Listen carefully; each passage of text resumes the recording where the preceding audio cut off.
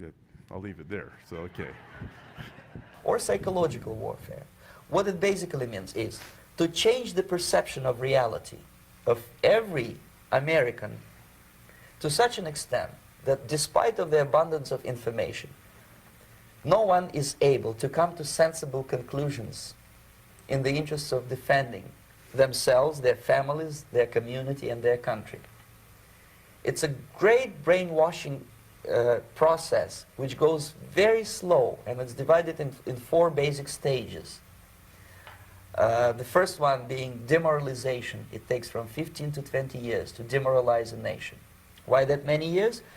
Because this is the minimum number of years which requires to educate one generation of students in the country of your enemy, exposed to the ideology of the enemy.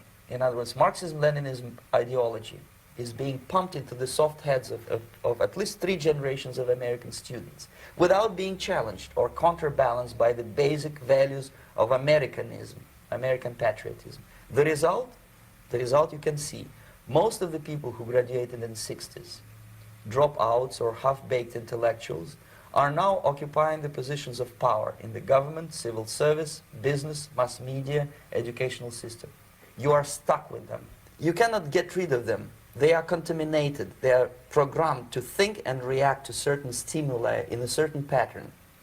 You cannot change their mind, even if you expose them to authentic information, even if you prove that white is white and black is black, you still cannot change the basic perception and the logic of behavior.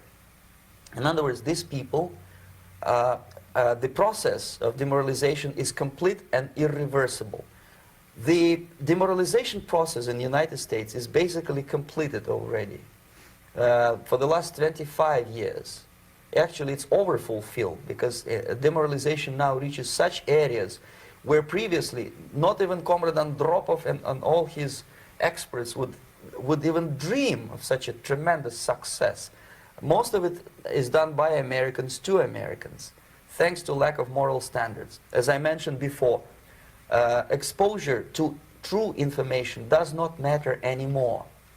A person who was demoralized is unable to assess true information. The facts tell nothing to him. The next stage is destabilization.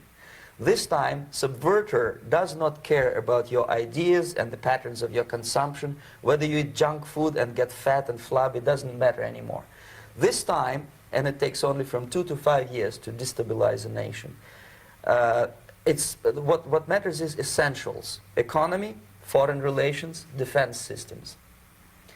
And you can see it quite clearly that in some areas, in such sensitive areas as defense and economy, the influence of Marxist-Leninist ideas in the United States is absolutely fantastic. I could never believe it 14 years ago when I landed in this part of the world that the process will go that fast. The next stage, of course, is crisis. It may take only up to 6 weeks to bring a country to the verge of crisis. You can see it in Central America now.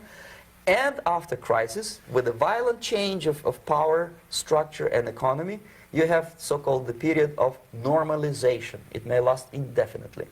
Normalization is a cynical expression borrowed from Soviet propaganda. When the Soviet tanks moved into Czechoslovakia in '68, Comrade Brezhnev said, "Now the situation in brotherly Czechoslovakia is normalized."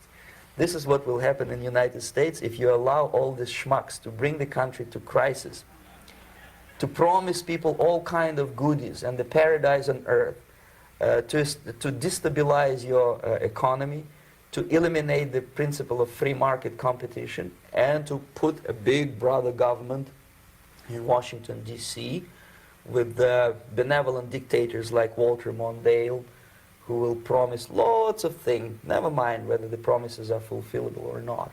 He will go to Moscow to kiss the bottoms of new generation of Soviet assassins, never mind. He will create false illusions that the situation is under control. Situation is not under control. Situation is disgustingly out of control. Most of the American politicians, media, and educational system trains another generation of people who think they are living at a peacetime. false. The United States is in the state of war, undeclared total war against the basic principles and the foundations of this system.